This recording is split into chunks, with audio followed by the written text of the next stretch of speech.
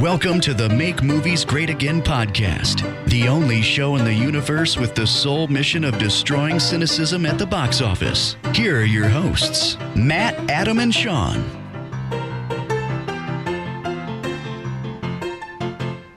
Hello, everybody, and welcome to the Make Movies Great Again podcast, except this isn't the Make Movies Great Again podcast. It's the Make Movies Great Again movie club coming at you live from the exact place we just were a second ago, recording episode 19 of the Make Movies Great Again podcast. It's going to be a good one. It's going to be a good one. So this week's movie was Mulholland Drive. Let's go around the table. Let's do our thumbs, and we'll see where we're at from there. So I'm going to start. It's a big old thumbs down for me. It's a big thumbs down. Yeah, it's thumbs down. Sean? Thumbs up. Thumbs up. Adam? What? Going to war. Sean? Thumbs down. This is the worst movie I've ever seen in my life. I would have rather watched my mom get punched in the face for a half hour than watch this movie. All right, hold on. Did you read that somewhere? No, I just All right, made it up. I have a treat for you later on in this podcast. Just Okay. remember what you just said. Okay. All right. I hated that movie. I wanted, and it was my choice too. I thought it was so bad it didn't make any sense to me. I thought it was trying to be something that it wasn't for 2.5 hours. The movie didn't need to be 2.5 hours. Hold on. What did you think it was trying to be? I don't know. Okay. Whatever I it don't know was, what the fuck it was trying to be. I'm not sure the movie knew what it was trying to be. Here's my big why I gave it a thumbs down. The main reason why I gave it a thumbs down. I wanted so hard to understand this movie, and I just couldn't. I just couldn't understand where it was going, and I'm not going to go, we have some people on Twitter, specifically this one guy that we all dealt with. If you clicked on this link on our Twitter page, look down below, and I guarantee you'll see this guy tweeting. Chirping us. Yeah, and I know it's a bot or whatever. It's automated, but do you know what I'm saying? Yeah. He's going to be there. But anyway, so this guy came up on, and a lot of other people, I'm not going to say that I'm a cinephile and but I'm not an idiot either. I consider myself pretty good at understanding movies, especially if they have a deeper meaning or some kind of parallel meaning that also has the double meaning type thing. I just couldn't, and it frustrated me to a point. But then I just kind of by the end of it, I was just you know what? This type of movie is just not for me. And I can appreciate that it probably has some great meaning. And Sean, I hope you enlighten me so I can at least have some closure on what happened. But I need to know. But me watching this movie, this type of movie. It didn't process the way it should. But I'm sure with other people it did. So my thumbs down is mainly because this was basically just a bunch of moving pictures and audio on a screen, and I couldn't get the story, which is the point to a film. So. Matt, I agree with you. And before you hop in, Sean, I just wanted to say that I agree with you, but my misunderstanding turned to anger. I went to anger fast. That's funny. Okay. I respect your opinions, and as I talk about this movie, I do not want to seem pretentious. No, and please. I get it, and you don't. You're idiots. Please. That's not because. Here's the thing you gotta know about David Lynch. Okay. Have you guys seen anything with David Lynch? I haven't seen it. Well, Here's seen the problem. Louis. Herein lies the problem. I watched Twin Peaks. Yeah. Twin Peaks came out before this movie. Yeah. It's 5 or 6 years. Yeah. It breaks you in to David Lynch. Really? Yeah. Okay. The first episode, spoiler alert, the first episode somebody dies, first scene, they find a dead body. Detective comes to town, gonna solve a serial killer murder. Total reasonable plot. There's nothing that is out of the ordinary, and then as the episodes and season goes on, it gets crazy. Okay. Fun fact. This exists in the same universe as Twin Peaks. It does? It does. Are any of the characters in it? There is a character in Twin Peaks that Naomi Watts' character was supposed to be. Naomi Watts' character is in Diane Selwyn. Yes, in Mulholland Drive. Correct. When David Lynch first wrote Mulholland Drive, she was supposed to play somebody who is called Audrey, I think it was Horn. Okay. She's a character in Twin Peaks, one of my favorite characters. Okay. She dreams of going to Hollywood to become a big star. Who is that character in Twin Peaks? Who's the She actress? is the. But it's not. But anyway, so I'm just trying to understand it better. It's not Naomi Watts. No, it's not Naomi Okay. Watts. Something changed. I don't know. He just made it a standalone thing. Okay. But his first thought of this movie was to be tied to Twin Peaks, or at Okay. least. And there are demons beyond belief in Twin Peaks. Okay. So kind of gives you an idea. Now that being said, it's all a dreamscape, right? You guys know it's a dream? The whole thing was a dream? No. The whole thing's a dream. No, the whole thing is not a dream. But the other thing I know about David Lynch is he doesn't do linear narrative. No. Things happen out of order. Very clearly. And it's not Memento where you can kind of Piece it together. It's not like you can say like, okay, this is how you do it. You do it backwards, yada yada yada. It's something completely different. And it takes on a few themes, and I would say one of the ones that I did not get, that I had to do a little bit of research on, was its idea of expectation, which I think is a good theme for our podcast right now. Does expectation tie into the old people climbing out of a bag at the end and chasing her into the bedroom and then her... Okay, so don't take it literally. It's a nightmare. Sure. No, that's what I'm saying, like expectations of like... And they don't need to make sense. Yeah. In the beginning, you see the old people... Yes. They get off the plane. How often do you see people? I mean, they seem like they knew each other pretty well. Yeah. Maybe they just had a really good conversation on a long flight. Sure. They get off the plane. You watch them drive off, and they have like maniacal smiles. Yeah. It's just there to tip you off that it's a nightmare. Okay. And then like if you watch the acting in that scene beforehand, it's really bad. Yeah. Yeah. Thank you. It's like really bad. I'm sitting there watching like this is shitty acting. And I can tell also like when she's doing her audition for that role. Okay, so this is my point with expectation. Bad. Okay, all right. Okay. It's okay. So that scene where she's doing it with Rita, right? Yes. It's terrible acting. Yeah. She's like, and she knows it. She's like, and then I cry a bunch, and then yada yada yada. Yeah. I say I hate you. I hate both of us. But then when she actually goes to the audition, she knocks it out of the park. Yes. She destroys it. They love her. It's amazing. This is all what Diane, who is the actual character's name, wanted in her life. Yes. The old people represent her parents. Okay. She says at dinner that she won a jitterbug contest. Do you remember that part? Yes, I do remember that. Her parents said that's real. Yeah. That's a real happening. Okay. Her parents sent her, or were all about her after she won the jitterbug contest, going to Hollywood and trying to be like a star. Yeah. So there they are, leaving the airport and sending her off to Hollywood. Okay. It's all a dream. So when you have a dream, is it like literal?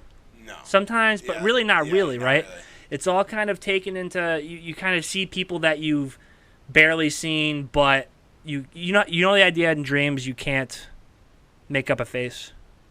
You had to have seen somebody. Yes, yeah. He touches on that too. And I'm talking way too long here, which is super boring.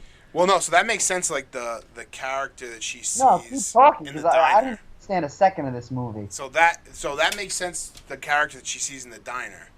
Is the character that in that sequence she saw him, and you notice the character that he plays in the dream sequence, the one where he's at the counter is real.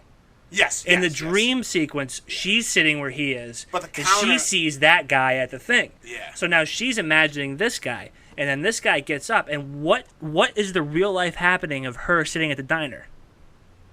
What is the real life happening of her? In which spot? So they're sitting at there's the dream sequence.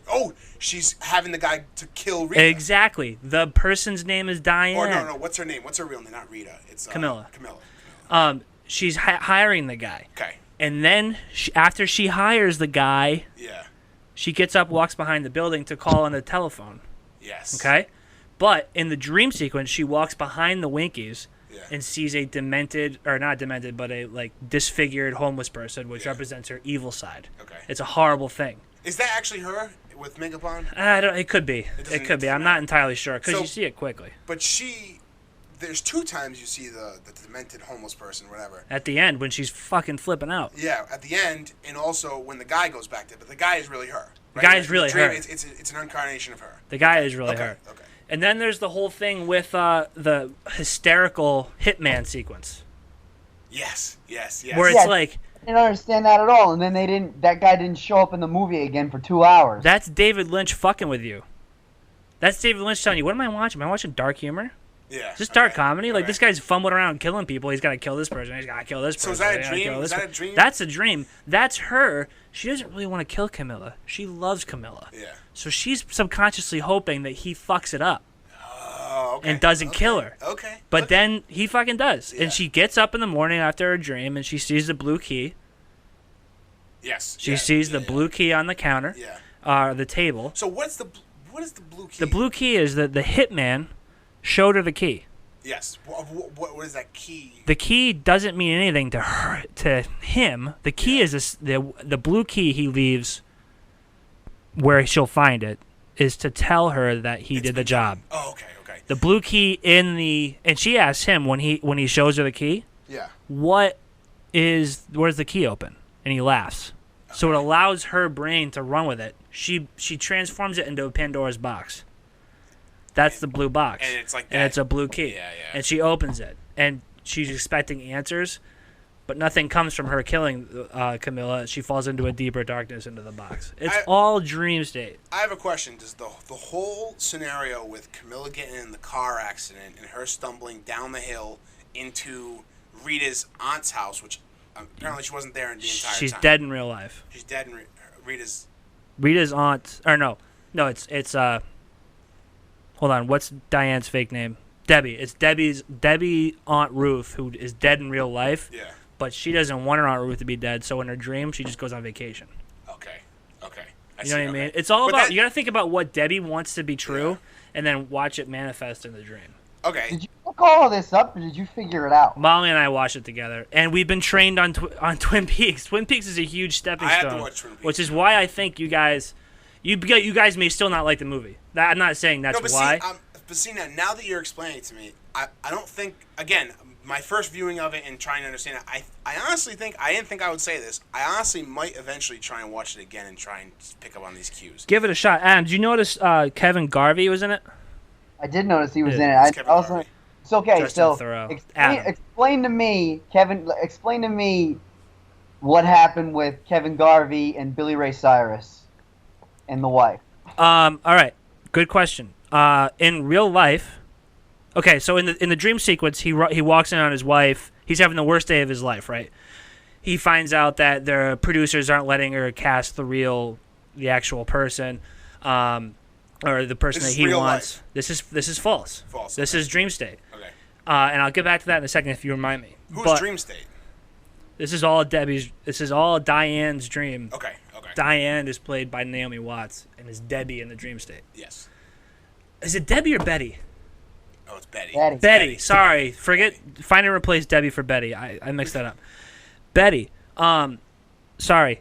Adam, the director, walks in on his wife having an affair with Billy Ray Cyrus. Yeah. Hilarious. He gets his ass beat and kicked out. Yeah, but he grabs, I love the scene where, and I know there's more deeper meaning to this too, he grabs the jewelry and pours the pink paint onto it. Right. I don't know much about that. That's a good point, though. You know what I'm talking about, right? Yeah. It's that color is definitely symbolic. Well, David Lynch loves red, and the red lampshade, the red drapes. Again, Twin Peaks loves red. But in real life, if you hear him at the fancy dinner, he says, "Oh, what happened to your old wife?" Is it, "Well, she got the pool boy, I got the pool." He couldn't have cared less. Okay. Moving on to Camilla. Adam is her punching bag in her dream. She hates Adam. Okay. She's stealing Camilla from her. Were they in a relationship? Yes. Was Camilla and her in a relationship? Yes. They love each other. Okay. But Camilla's a fucking conniving bitch. Okay. And she'll choose Adam to get the further role. career. Okay. So not only is Camilla getting the role that Betty wants, Diane wants. Yes. But she's also and Adam's giving her the role. Yeah. But she's also leaving her for him. Okay. So she fucking hates Adam. So that's why he's a punching bag in the thing. So now, what's the significance between the starting car crash and where she gets off the shortcut where Camilla brings her up to the party? That was real. So that was real. That was real. The beginning car wreck obviously was not. That was not real. Yes. But what really happened was the car stopped with her in it and Camilla. Again. They switched spots though. Again, that happens before the dream. That happens before she even tries to kill Camilla. Yeah. In fact, it goes from dinner right. scene to killing Camilla. Yeah. So again, a long drive through the mountains in her brain state. Yeah. She inserts it into the dream. Okay. I'm starting to piece it together. You know what I mean? Yeah. And the biggest thing here to take away is that she was just insanely jealous of not being able to succeed. Okay. Letting her parents down. Her parents become the demons that haunt her in the end. Just as a form. What's the? No, I feel like I just want answers now. Yeah. What's the significance of Coco being the lady who's looking after her aunt's place? I had to look that up. Versus being Adam's mother. From what I've told, it's just an authority figure. In both systems, she's in both dream state and reality. She's just like an authority figure, a also, judging figure. Betty/Diane is also very apologetic to her in both scenes that they're in together. Really, because when she finds out that Rita is in this apartment, not supposed to be there, she apologizes and she'll handle it. And then she shows up to the party late. Mm-hmm. Yep, and apologizes. She's a bitch. And just leaves her speechless. Like Coco walks away and she just kind of stands there. And like, again, a role that had to be filled in her dream. Maybe just took somebody from reality. That's really smart. Like how that's true. Like you can't make up a character, so it's funny how he puts it, and that kind of makes it interesting. How she sees the cowboy at the party. Yes, inserts him in the dream. Yes. Again, just another way to, and it's like, in her dream, it couldn't possibly be that she wasn't as good as the Camilla Rhodes of the dream. Yeah. Like she lost the role because Adam, the director's hands were tied. Yeah. It wasn't his choice. Remember the scene where she walks in and he sees her, and they like meet eyes. Yes. And they're like, David Lynch makes you think that he's gonna want to cast Betty in the role. Yeah. Shatters your expectation, which is a theme throughout the movie. Always shattering your expectations. And so that scene of him smashing the producer's car with a golf club was real life. That was false. That was dream state again. So when did it happen in real life? The real Diane couldn't process that she wasn't good enough for the role? So there must have been some other outside force making him pick somebody else. Okay, I get it. Okay. So so some Italians with the money are forcing him because he would definitely pick me. Right.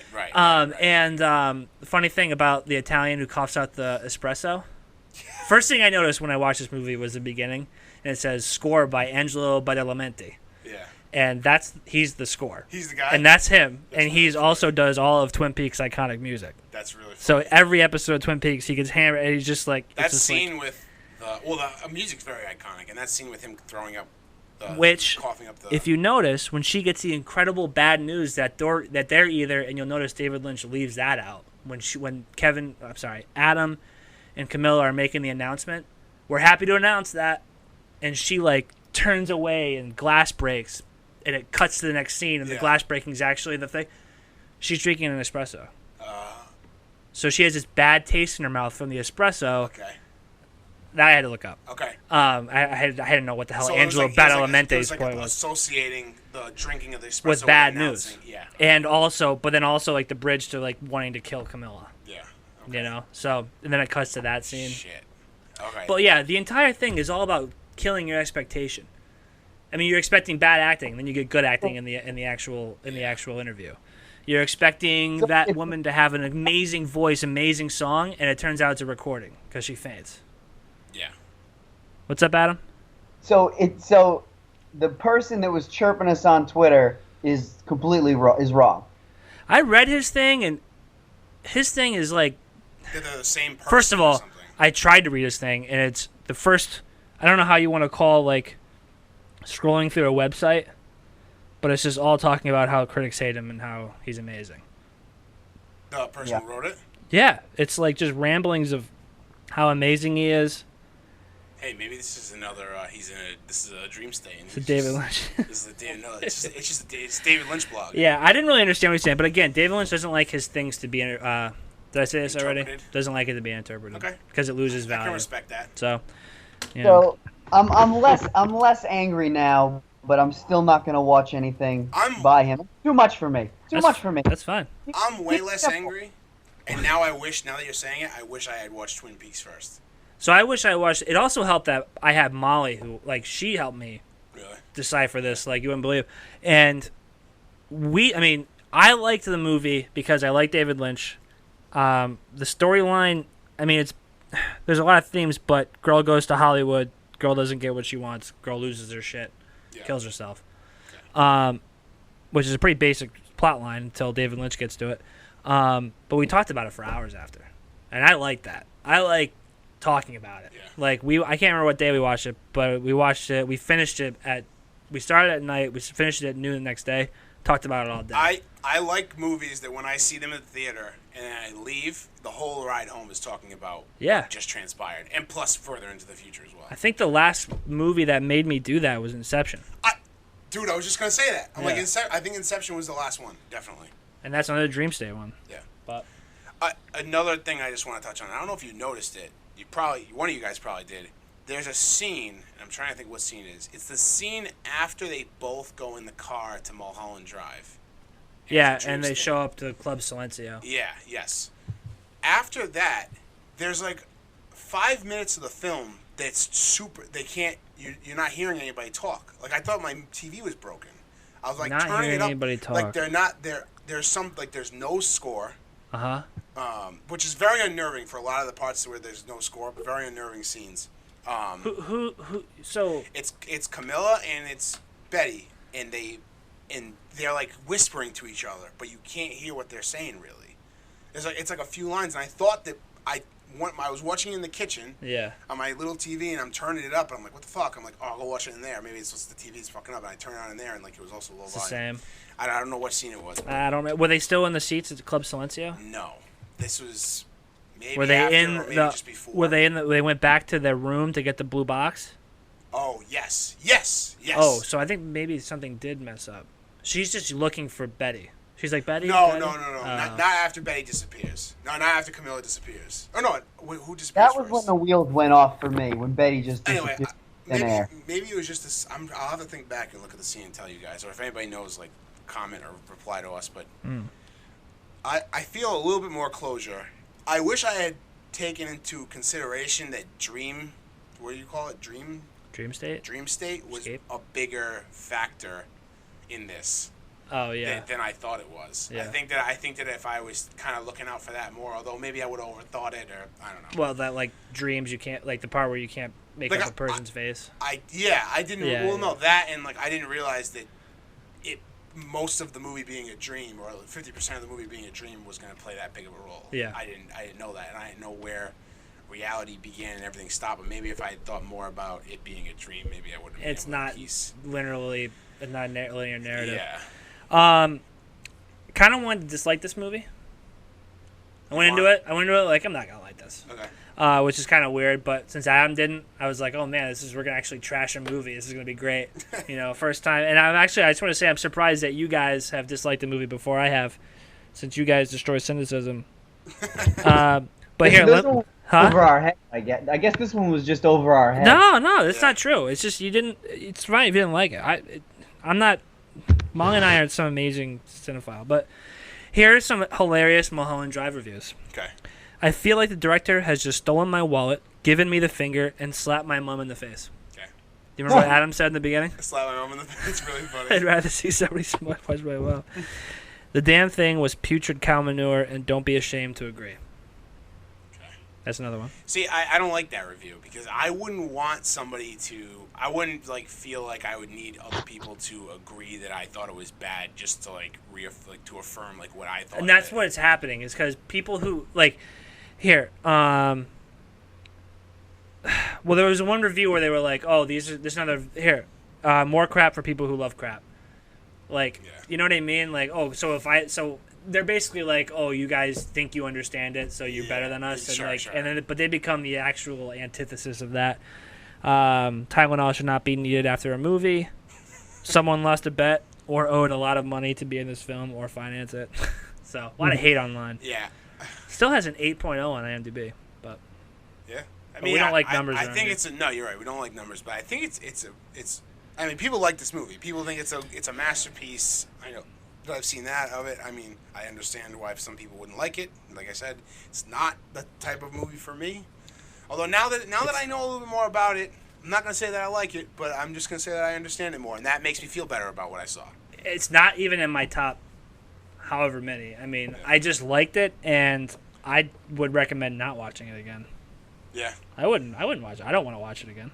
I think if somebody, like if I was with somebody and they're like, hey, I'm going to watch Mulholland Drive for the first time, I think I'd be like, okay, I'll watch that. Oh, because yeah. I think because I'd want to see it again, and then maybe I'd be able to, you gave me some insight, be able to give them some insight. Wherever I could, I guess, which I'll try. And the people that I just want to give a quick shout out. Molly and I we did have a good handle on it, but a lot of the little symbolism stuff we definitely needed a lot of help on, and those were from the Nerd Rider and Wisecrack on YouTube. Okay.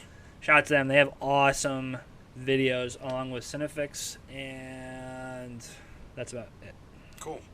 Well, everybody, thanks for listening to our movie club this week. I hope you enjoyed it. I think this is one of our longest ones so far, 25 minutes. Oof. Of Sean talking. I'm so sorry. I love every second of it. I was glad you understood. Otherwise, like, I was just going to keep saying how much I hated it the whole time, but now I'm less angry. Diffused it. If you want to be on our movie club email list, go to bit.ly, that's bit.ly, bit.ly/movie_club. We're also going to put it in the show notes, and you can find it on Twitter as well. That will subscribe you to our email list. Each week you'll get an email from us, usually on Tuesday mid-morning. You'll get it from us explaining next week's movie, which for this week, it's El Dorado, the 1967 Western classic starring John Wayne. We're excited to see this because this is the first Western that's on our list for Movie Club. Mm-hmm. And I think this is crazy. We have sequence, kung fu, animated, westerns. We're hitting them all. We're going across the board, and I'm interested to see what you guys think because I think a lot of modern movies are built off the Western aesthetic and like themes, like Western themes.